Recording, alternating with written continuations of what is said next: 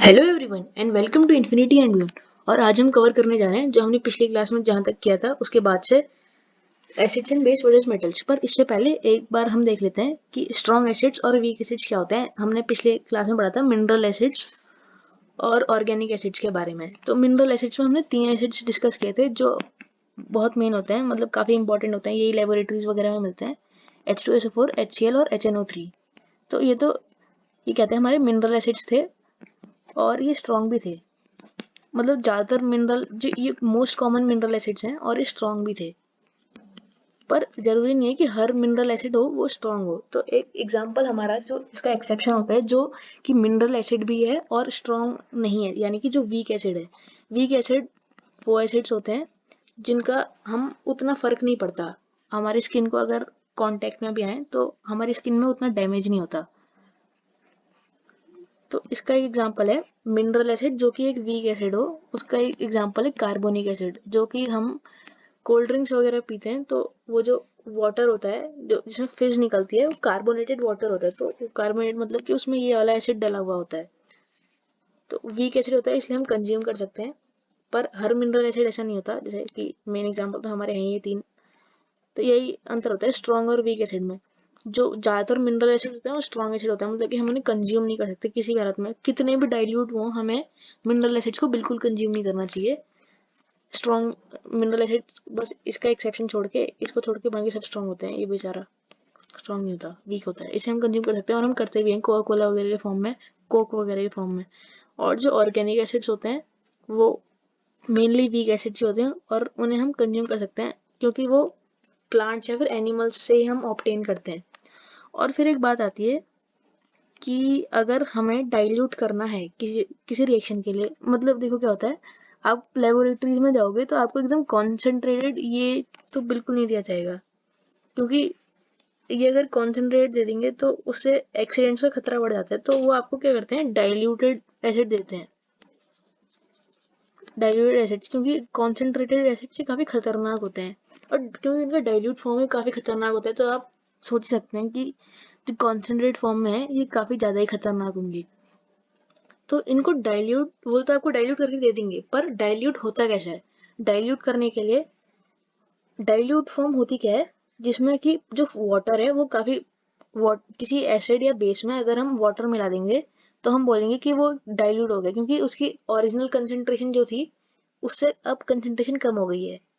तो वाटर के मिलाने से कोई भी एसिड या बेस को हम डाइल्यूट कर सकते हैं। पर वाटर को मिलाना कैसे है, क्या वाटर को जो एसिड है उसमें उसमें डाल दें? नहीं, ऐसा कभी नहीं करना चाहिए। हमें क्या करना चाहिए, एक बी जिस भी एसिड को हमें डाइल्यूट करना है, मान लो जैसे हमें H2SO4 को डाइल्यूट करना है, सल्फ्यूरिक एसिड को, तो हम क्या करेंगे कि हम एक बीकर या टेस्ट ट्यूब में वाटर ले लेंगे, ये हमारा H2 होगा, और उसमें जाके एक हमारे ये ट्यूब टाइप की आती है, क्या बोलते हैं, ड्रॉपर। तो ड्रॉपर से हम यहाँ पे ड्रॉप्स डालेंगे इसकी साइड के थ्रू, ताकि वो छटक के ना आए ऊपर उसके छींटे। तो इसमें जब हम डाल देंगे तो इस तरह से हम डाइल्यूट करते हैं। पर अगर हम इस और डाइल्यूट करने में क्या होता है, ये टेम्परेचर जो होता है इसका वार्म हो जाता है, तो ये भी एक तरह का एक्सोथर्मिक रिएक्शन है। पर अगर हम इसकी जगह अगर डायरेक्ट H2SO4 का, जैसे हमने यहाँ पे एक्सेस ऑफ H2SO4 है, अगर अगर हम इसमें पानी डाल रहे हैं, यहाँ पे देखें तो यहाँ पे यही वाली टेस्ट ट्यूब गर्म आती है जिसमें कि H2SO4 की कमी है और इसमें वाटर ज़्यादा है। तो अगर जिसमें यहाँ पे पूरा ही H2SO4 है जो कि H2SO4 से भरा हुआ है, तो अगर हम इसमें वाटर डालेंगे तो ये रिएक्शन काफ़ी ज़्यादा एक्सोथर्मिक आता है और इसके बबल्स वगैरह बाहर आते हैं, तो वो स्किन पर स्प्लैश कर सकते हैं और हमारी स्किन डैमेज होगी। तो ऐसा बिल्कुल नहीं करते, ये तरीका बिल्कुल गलत होता है। तो इस तरीके को फॉलो नहीं करना चाहिए कि एसिड में वाटर डाल दिया। तो हमें किसी भी एसिड को अगर डाइल्यूट करना है तो हम वाटर में वो वाला एसिड मिलाते हैं, वो भी ड्रॉपर के थ्रू, और जो बीकर होता है या फिर जो भी टेस्ट ट्यूब है उसकी साइड में टच कराते हुए डालते हैं, ताकि हमें ज़्यादा डैमेज ना हो। तो अब हम रिएक्शंस वगैरह पढ़ लेते हैं एसिड और बेसिस की, कि क्या रिएक्शंस होती हैं मेटल्स के साथ। अभी और रिएक्शन भी होंगी ऑक्साइड वगैरह के साथ, तो अभी देख लेते हैं कि मेटल्स के साथ कैसे रिएक्ट करते हैं। तो जैसे अभी हमने पीछे पढ़ाई था, जो एसिड्स वगैरह होते हैं, एसिड्स मोस्ट कॉमनली क्या होता है, अगर कोई एसिड है तो हमें हमें करना क्या होता है कि हमने टेस्ट ट्यूब में कोई मेटल ले लिया, यहाँ पे जैसे हमने जिंक ले लिया, जैसे हमें जिंक के साथ रिएक्शन कराना है, जिंक प्लस H2SO4 होना है, तो यहाँ हम ड्रॉपर की मदद से H2SO4 यानी सल्फ्यूरिक एसिड डालेंगे तो ये भी एक्सोथर्मिक रिएक्शन होता है, क्योंकि एसिड अगर किसी के साथ रिएक्ट कर रहा होता है तो वो टेस्ट ट्यूब वगैरह की साइड्स को हीट अप कर देता है, तो हम बोलेंगे कि एक्सोथर्मिक रिएक्शन है। तो इसमें क्या होता है, इस तरीके से हमें करना चाहिए। ऐसा नहीं करना चाहिए कि हमने यहाँ पे ट्यूब में ले लिया बहुत सारा H2SO4 और इसमें जिंक डाला, तो इसमें क्या खतरा रहता है कि जब हम जिंक डालेंगे तो उसे वो स्प्लैश करके बाहर भी आ सकता है। तो हमें ऐसा नहीं करना चाहिए, हमें पहले जिंक ले लिया, उसमें ड्रॉपर में अच्छा H2SO4 डाला, तो उसमें क्या होगा कि जिंक सल्फेट फॉर्म होगा। अभी कैसे फॉर्म होगा ये अभी हम पता करेंगे। और हाइड्रोजन गैस लिबरेट होती है। ज़्यादातर जो होते हैं यानी कि HNO3 अगर हम छोड़ दें, मिनरल एसिड्स में से HNO3 अगर हम छोड़ दें तो H2SO4 और HCl, अगर हम इन लोगों के साथ मतलब इन दोनों के साथ मोस्ट कॉमन मतलब ऑर्गेनिक एसिड्स के साथ भी करा सकते हैं, पर हम जो चैप्टर में पढ़ेंगे वो इन्हीं दोनों के बारे में पढ़ेंगे। तो इन लोगों के साथ अगर हम कोई भी मेटल को रिएक्ट कराते हैं, तो अगर हम H2SO4 के साथ रिएक्ट कराएंगे तो मेटल है उसका सल्फेट बनेगा, और अगर हम HCl के साथ रिएक्ट करा रहे हैं तो उसका मेटल का क्लोराइड बनेगा। और एक क्रॉस करना पड़ेगा कि यहाँ पे कितना आएगा, यहाँ पे कितना आएगा, तो जरूरी नहीं है। SO4 होल ट्वाइस भी हो सकता है, खाली सिंगल भी हो सकता है, जैसे NaSO4 बनता है तो, या फिर NaCl डायरेक्ट बनता है। पर किसी किसी केस में होता है, जैसे मैग्नीशियम यहाँ पे Na2SO4 आएगा, NaSO4 नहीं आएगा। पर जैसे मैग्नीशियम आएगा तो MgSO4 बनेगा खाली। पर यहाँ पे जब क्लोराइड की बात आएगी तो उसमें MgCl2 बनेगा। तो हमें वैलेंसी चेक करनी पड़ती है उसके लिए। तो जनरल फॉर्मूला देते हैं, मेटल सल्फेट बनेगा और इस केस में मेटल क्लोराइड बनेगा। पर HNO3 के साथ क्या होता है, जो HNO3 होता है हमारा, इसमें आपको बहुत सारे ऑक्सीजन दिख ही रहेंगे, तो ये बहुत अच्छा ऑक्सीडाइजिंग एजेंट होता है। तो बात क्या आती है, जैसे हमने HNO3 के साथ कुछ भी रिएक्ट कराया, जैसे जिंक रिएक्ट कराया है, तो जिंक प्लस HNO3 एसिड्स के साथ रिएक्ट करने पर हमें एक सॉल्ट मिलना चाहिए था, यानी कि जिंक नाइट्रेट मिलना चाहिए था,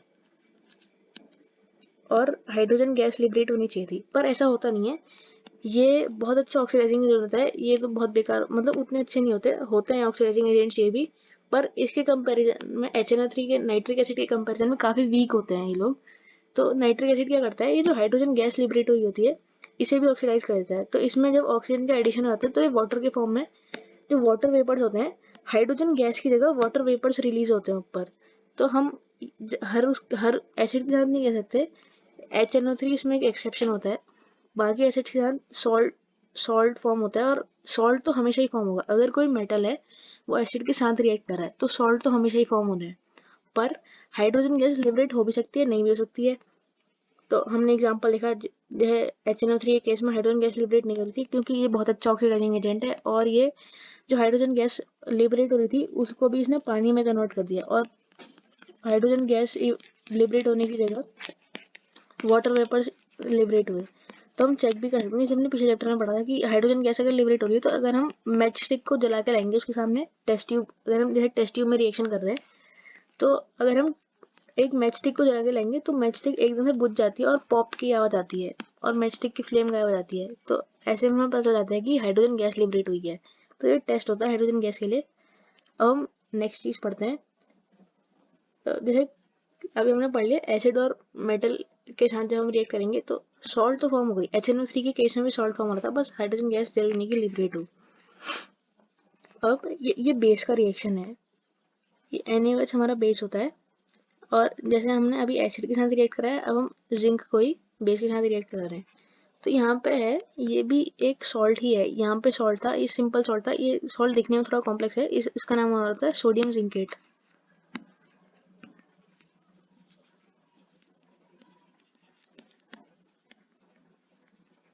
और इसमें भी हाइड्रोजन गैस लिबरेट हुई। तो अब अंतर क्या रहता है, जो जिंक होता है ये एक एम्फोटेरिक ऑक्साइड जो होती है वो फॉर्म होती है, मतलब कि ये जो सॉल्ट फॉर्म है ये मतलब कहने का मतलब ये है, जैसे जिंक है और एल्यूमिनियम है, तो इनकी जो ऑक्साइड्स होती हैं Al2O3 और ZnO, तो ये नेचर में एम्फोटेरिक होती हैं, यानी कि एम्फोटेरिक ऑक्साइड्स होती हैं जो कि एसिड्स के साथ भी रिएक्ट कर जाएंगी और बेसिस के साथ भी रिएक्ट कर जाएंगी। तो ऐसी जो ऑक्साइड्स फॉर्म होती हैं जिन मेटल से फॉर्म होती हैं तो वो वाले मेटल्स ही इस केस में हाइड्रोजन गैस को लिबरेट करते हैं। तो the above reaction is not possible with all the metals. तो हर मेटल के साथ ये रिएक्शन इसलिए पॉसिबल नहीं होती, ये रिएक्शन वही मेटल शो करेंगे जिनकी ऑक्साइड्स होती हैं एम्फोटेरिक होती है। तो अब हम नेक्स्ट रिएक्शन में चलते हैं।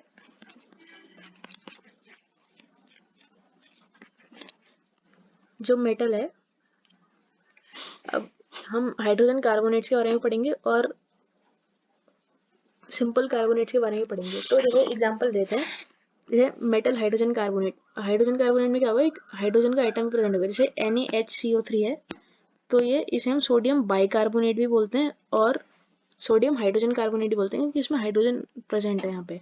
और अगर हम बोलेंगे सोडियम कार्बोनेट तो उसमें हाइड्रोजन प्रेजेंट नहीं होगी, Na2CO3।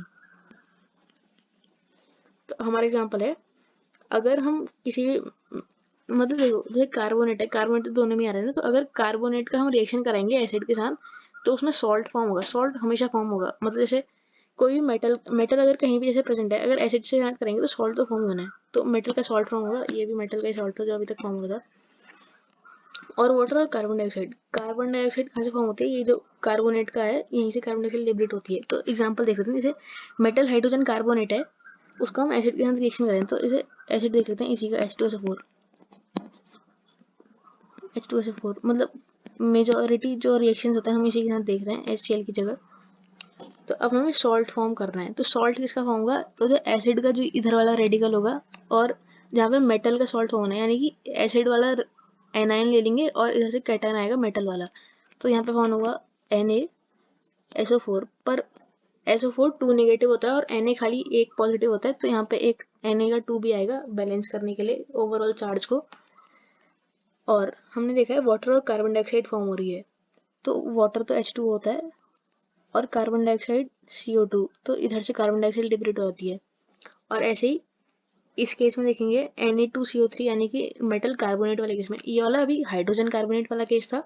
अब कार्बोनेट वाले केस में देखते हैं, सेम प्रोडक्ट फॉर्म होते हैं, बस आगे बैलेंसिंग जो हम देखेंगे, मतलब कि जैसे हमने पिछले चैप्टर में बैलेंसिंग देखी थी उसमें अंतर आ जाता है, नंबर ऑफ जो मॉलिक्यूल्स होंगे वो अलग अलग आएंगे। H2SO4 है, ये भी यही फॉर्म करेगा Na2SO4, क्योंकि मेटल तो सेम ही है, और H2O फॉर्म होगा और कार्बन डाइऑक्साइड फॉर्म होगी। पर इसमें क्या अंतर आ जाएगा, जो इसमें नंबर ऑफ एटम जो हैं दोनों में चेंज आ जाएगा, क्योंकि यहाँ पे Na2 है, यहाँ पे खाली सिंगल Na है, तो आगे जाके चेंज आएगा। तो इधर वाली तो शायद बैलेंस है, ऑक्सीजन के 3 1 4 2 7 यहाँ पे, और इधर पे 3 4, ये बैलेंस, ये वाली इक्वेशन शायद बैलेंस्ड है। ये वाली इक्वेशन बैलेंस नहीं, ये वाली इक्वेशन हमें बैलेंस करनी पड़ेगी। तो मतलब जैसे हमने पिछले चैप्टर में सीखा है कैसे बैलेंस करते हैं, पर अगर नॉर्मल ये भी इक्वेशन लिख देंगे तब भी चलता है, पर आपको इक्वेशन बैलेंस करने आनी चाहिए। अगर वो बैलेंस इक्वेशन पूछ लें तो फिर बैलेंस इक्वेशन लिखनी पड़ेगी, पर आप ये खुद बैलेंस कीजिएगा। और अब स्लेग लाइम, हमने पिछले चैप्टर में बताया स्लेग लाइम होता है क्या, स्लेग लाइम होता है CaOH का होल ट्वाइस। और अगर हम इसका वाटर में सॉल्यूशन बनाते हैं तो हम उसे बोलते हैं लाइम वाटर। तो लाइम वाटर का क्या यूज होता है, लाइम वाटर CO2 लिबरेट हुई है कि नहीं हुई है, इसे चेक करने के लिए यूज करते हैं हम स्लेग लाइम का। तो जैसे हमें चेक करना है, जैसे हमें हमें हमें बता दिया कि कार्बन डाइऑक्साइड, मतलब हमें ऐसा दिया सकता है, क्वेश्चन वगैरह में पूछ सकते हैं कि एक गैस लिबरेट हुई है जिसे कि हमने स्लेग लाइम के थ्रू पास किया, और स्लेग लाइम जो था उसका वो चेंज हो गया वाइट कलर में, और फिर जब एक्सेस उस गैस का पास किया तो वो दोबारा से कलरलेस हो गया वाला सॉल्यूशन। तो वो गैस क्या हो सकती है, या फिर वो रिएक्शन उसके साथ आपको दे देंगे वाटर फॉर्म हुआ है, कार्बन डाइऑक्साइड मतलब उस गैस के साथ वाटर फॉर्म हुआ है, आपको गैस पता लगा नहीं सकती है और रिएक्शन क्या हो सकता है वो पता लगा नहीं सकती है। तो मेटल कार्बोनेट जब एसिड के साथ रिएक्ट करेंगे तब जाके हमारे कार्बन डाइऑक्साइड लिबरेट होगी। और क्या होता है, जब हम कार्बन डाइऑक्साइड को स्लेग लाइम के थ्रू पास करते हैं तो शुरू में कैल्शियम कार्बोनेट बनता है जो कि इनसॉल्युबल होता है और जिसका भी वाइट हमें कलर दिखाई देता है वाटर में, वाइट कलर। पर अगर हम एक्सेस CO2 पास कर देते हैं तो ये कैल्शियम कार्बोनेट नहीं कि CaCO3 जैसे हमें Na2CO3 है, ऐसे यहाँ CaCO3 शुरू में वहाँ होता है, पर जब हम एक्सेस पास करते हैं तो हमारा CaHCO3 बनता है। तो ये कैल्शियम हाइड्रोजन कार्बोनेट है, ये सॉल्युबल होता है वाटर में। तो इसका कलर दोबारा से ट्रांसपेरेंट हो जाता है, मतलब जो इनिशियल कलर होता है इसका वाइट होता है, वाइट प्रेसिपिटेट फॉर्म होता है, तो ये वाइट कलर का दिखता है। अब हम नेक्स्ट क्वेश्चन पढ़ते हैं कि एसिड जो होता है वो बेस के साथ रिएक्ट करके क्या फॉर्म करते हैं।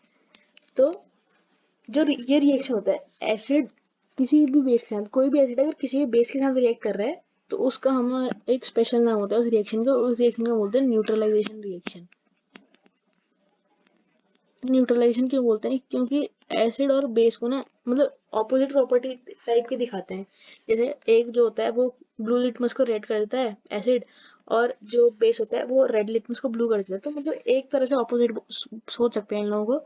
तो ये दुश्मन टाइप के होते हैं एक दूसरे के, तो अगर एक दूसरे के साथ रिएक्ट करते हैं तो क्योंकि दुश्मन टाइप के हैं तो इनके रिएक्शन का नाम भी स्पेशल है न्यूट्रलाइजेशन रिएक्शन। और इसे न्यूट्रलाइजेशन क्यों बोलते हैं, जो जब दो दुश्मन आपस में लड़ते हैं तो एक हार्मलेस सा कंपाउंड फॉर्म होता है जिसे कि हम सॉल्ट बोलते हैं, जो अभी तक हमने जिस पे उतना फोकस नहीं किया, अभी आगे जाके सॉल्ट्स की बारी आएगी। एसिड और बेस के रिएक्शंस पूरे होते हैं। तो जब हम किसी एसिड को, ये हमारा एसिड है, और अगर हम किसी बेस के साथ रिएक्ट करा रहे हैं तो एक सॉल्ट फॉर्म होगा, और इसी कारण से इस रिएक्शन को न्यूट्रलाइजेशन बोलते हैं। तो ये सॉल्ट फॉर्म होता है, ये ना तो पूरा पूरा एसिड होता है ना तो पूरा पूरा बेस होता है। अब मैंने ऐसा क्यों बोला, क्योंकि अभी देखेंगे ये एसिडिक सॉल्ट, बेसिक सॉल्ट्स और न्यूट्रल सॉल्ट्स, अभी इनके बारे में पढ़ेंगे कि होते क्या हैं। तो the reaction of an acid with a base is called as neutralization reaction. तो सॉल्ट तो फॉर्म होता ही है और वाटर फॉर्म होगा, ये सबसे आसान होता है याद करने में, क्योंकि एसिड और बेस अगर रिएक्ट करेंगे तो एक सॉल्ट फॉर्म होगा, एक वाटर फॉर्म होगा, और कुछ नहीं। जैसे एग्जाम्पल, जैसे H2SO4 है, अभी HCl का भी एग्जाम्पल ले लेंगे। पहले HCl का लेते हैं, काफी आसान पड़ता है क्योंकि उसमें NaCl प्रोडक्ट फॉर्म हो रहा है NaOH के साथ अगर हम रिएक्ट कराते हैं तो NaOH हमारा बेस है, सोडियम हाइड्रोक्साइड। ये मतलब मोस्ट कॉमन बेस अगर आप पढ़ेंगे तो आपको NaOH ही दिखाएंगे वो, और मोस्ट कॉमन एसिड इन दोनों में से कोई एक, H2SO4 या HCl। तो इसमें क्या होगा, जैसे इसमें भी हम NaOH के साथ रिएक्ट करा रहे हैं, क्योंकि मोस्ट कॉमन बेस या फिर एल्कली, बेस ही का नाम होता है एल्कली, तो मोस्ट कॉमन एल्कली जो फॉर्म होती है तो ये हमें मिलती है। तो अगर हम NaOH के साथ यानी कि सोडियम हाइड्रोक्साइड के साथ हाइड्रोक्लोरिक एसिड का रिएक्शन करा रहे हैं तो क्या फॉर्म होगा, जैसे हम जनरल रिएक्शन से देख सकते हैं एक सॉल्ट फॉर्म होना है। तो सॉल्ट क्या फॉर्म होगा, इधर वाले का मेटल का कैटायन लेंगे और दूसरे वाले का एनाइन लेंगे। तो Na प्लस होता है सिंगल पॉजिटिव चार्ज, और क्लोरीन में भी सिंगल नेगेटिव चार्ज होता है, तो सिंपल NaCl बन गया। ये वही खाने वाला नमक है जो हम खाने में यूज करते हैं, या फिर टेबल सॉल्ट, या फिर इसकी और को रॉक सॉल्ट भी बोलते हैं। और वाटर फॉर्म होना है तो हमने वाटर फॉर्म कर दिया, और ये रिएक्शन बैलेंस ही है, H2O फॉर्म हो गया। अब हम देखेंगे ऊपर वाला रिएक्शन, जब हम सल्फ्यूरिक एसिड का रिएक्शन करा रहे हैं सोडियम हाइड्रोक्साइड के साथ, तो इस केस में क्या होता है, वही होना है, सॉल्ट और वाटर फॉर्म होना है। तो हमने मेटल का कैटायन ले लिया और इधर वाले का एनायन, तो यहाँ पे क्या होगा, हमें Na में एक पॉजिटिव होता है, सल्फेट में दो नेगेटिव होते हैं। तो सल्फेट के दो नेगेटिव है और Na का सिंगल पॉजिटिव है, तो हमें अगर पूरा न्यूट्रलाइज करना है तो Na2 चाहिए पड़ेगा और SO4। ये आप क्रॉस ओवर वैलेंसीज वाला मेथड जो आपने पिछले चैप्टर में पढ़ा है उससे चेक कर सकते हैं कैसे हुआ है। और दूसरा प्रोडक्ट जो है वो वाटर फॉर्म होना है। तो मतलब जब भी कोई एसिड और बेस का रिएक्शन है तो ये दो प्रोडक्ट फॉर्म होंगे, सॉल्ट और वाटर। तो अब ये रिएक्शन है वो है नहीं, मतलब बैलेंस नहीं है, Na2SO4 यहाँ पे बैलेंस करनी पड़ेगी, पर स्केलेटन रिएक्शन हमारी फॉर्म हो गई। अब दूसरा एग्जांपल देखते हैं कि कैसे होगा। तो इसमें जो हमारा सॉल्ट फॉर्म हो रहा है, जैसे Na2SO4 हमारा फॉर्म हुआ और जो NaCl फॉर्म हुआ, तो ये बराबरी के एसिड और बेस थे। मतलब कि बराबरी के क्या थे, एसिड और बेस, कहने का मतलब ये है कि जितना ताकतवर एसिड था उतना ही ताकतवर बेस है। तो मतलब एक दूसरे की पिटाई उटाई की और ये लोग थक गए और इन्होंने सॉल्ट फॉर्म कर लिया। पर ऐसा भी हो सकता है कि जैसे एसिड स्ट्रॉन्ग हो गया, जैसे हमने स्ट्रॉन्ग एसिड के बारे में पढ़ा था और वीक एसिड के बारे में पढ़ा था। स्ट्रॉन्ग एसिड जो नुकसान पहुंचाने का बहुत जल्दी काम करते हैं, और वीक एसिड जो उतना ज़्यादा नुकसान नहीं पहुंचाते, मतलब वो हमारी बॉडी से ऑब्टेन होते हैं, प्लांट से ऑब्टेन होते हैं। तो अगर जैसे एसिड ज़्यादा ताकतवर है बेस से, बेस मतलब कमजोर टाइप का, तो एसिड उसकी पिटाई कर देगा, तो जो सॉल्ट फॉर्म होगा, जैसे अभी के दो केस में Na2SO4 में जो हमारा NaOH होता है ये भी काफ़ी पावरफुल एल्कली होता है, और H2SO4 तो अभी हमने पढ़ाई है कि कितना पावरफुल है। जो NaCl है ये हमारे न्यूट्रल सॉल्ट थे, मतलब कि जितना ताकतवर एसिड था उतना ही ताकतवर बेस था, तो इन्होंने जम के एक दूसरे की पिटाई की और जो सॉल्ट फॉर्म हुआ वो न्यूट्रल था। पर जब ऐसे एसिड ज़्यादा पावरफुल हो जाए और बेस से, जैसे कोई कमज़ोर सा बेस है और उसके साथ हमने कोई खतरनाक सा एसिड ले लिया, जैसे हमने H2SO4 ले लिया किसी कमज़ोर से बेस के साथ, जैसे अभी पहले बेसिक सॉल्ट के बारे में पढ़ते हैं। बेसिक सॉल्ट में क्या होता है, जैसे हम ताकतवर सा ये ले लेते हैं NaOH, हमारे पास काफ़ी ताकतवर होता है। और अगर हम इसे थोड़े कमजोर टाइप के एसिड यहाँ, जैसे कि हमारा CH3COOH होता है एसिटिक एसिड, ये हमारा ऑर्गेनिक एसिड होता है, तो ये काफ़ी कमज़ोर होता है। तो इसके साथ अगर हम रिएक्शन करा देते हैं मतलब NaOH की, तो इसमें जो हमारा फॉर्म होता है CH3COONA, सोडियम एसिटेट फॉर्म होता है। और दूसरा वाटर फॉर्म होने न्यूट्रलाइजेशन रिएक्शन ही है। पर यहाँ पे देखिए अंतर क्या आ गया, ये जो सॉल्ट फॉर्म हुआ, ये सॉल्ट था हमारा CH3COONA, Na हमारा कैटायन था, और इधर से हम anion ये वाला लिया। इसका लिखने का तरीका CH3COON होता है, वो पता नहीं क्यों होता है, बुक्स वगैरह में अभी तक हम यही पढ़ते हुए आए हैं, तो मैंने भी यही फॉर्मूला लिखा है। जबकि मतलब वैसे बाय डिफॉल्ट जो होता है वो कैटायन जो होता है वो आगे आता है, इसमें Na प्लस है, तो पता नहीं ऐसे होता क्यों है, वो मुझे खुद नहीं पता। पर इसका टेक्स्ट बुक में CH3COON दिया रहता है। तो जो CH3COON है, ये किन से मिलके फॉर्म हुआ है, NaOH से फॉर्म हुआ है और CH3COOH से फॉर्म हुआ है। तो ये तो काफ़ी वीक एसिड था, एसिटिक एसिड, इसे तो हम विनेगर बनाते हैं, इसे हम डेली यूज में लाते हैं। और जो NaOH था ये काफ़ी पावरफुल बेस था, अब इसके साथ रिएक्शन हुई तो इसने इसकी काफ़ी पिटाई की। तो उससे क्या हुआ, ये जो हमारे पास सॉल्ट फॉर्म हुआ, ये बेसिक सॉल्ट फॉर्म हुआ। बेसिक सॉल्ट में इसमें क्या है कि जो बेस है वो थोड़ा ज़्यादा तगड़ा वाला है, और जो एसिड है वो थोड़ा कमज़ोर टाइप का सा है। तो बेस ने इसकी काफ़ी पिटाई की, और जो हमारा सॉल्ट फॉर्म हुआ है थोड़ा बेसिक सॉल्ट है। और ऐसा ही कुछ है, अगर हम कोई कमज़ोर सी एल्कली लें, जैसे कि अभी मेरे दिमाग में कुछ आ नहीं रहा है, पर अगर हम इसे किसी HCl या HNO3 या फिर H2SO4 में से अगर हम उनका रिएक्शन करा दें, तो इस केस में क्या होगा, इस केस में जो एसिड होगा वो बेस की काफ़ी ज़्यादा पिटाई कर देगा, और वो जो सॉल्ट फॉर्म होगा हमारा, वो हमारा एसिडिक सॉल्ट फॉर्म होगा। और एसिडिक सॉल्ट के फॉर्म होने से उसमें थोड़ा एसिडिक कैरेक्टर आ जाएगा, और जो बेसिक सॉल्ट फॉर्म होगा उसमें थोड़ा बेसिक कैरेक्टर आएगा। पर जो हमारा NaCl टाइप का होता है, इनमें क्या होता है, हमारे न्यूट्रल सॉल्ट फॉर्म होते हैं, तो इनमें न्यूट्रल कैरेक्टर रहता है। अब हम बाकी नेक्स्ट क्लास में करेंगे, नेक्स्ट क्लास में metal oxides versus the acids. तो आज की क्लास के लिए इतना ही।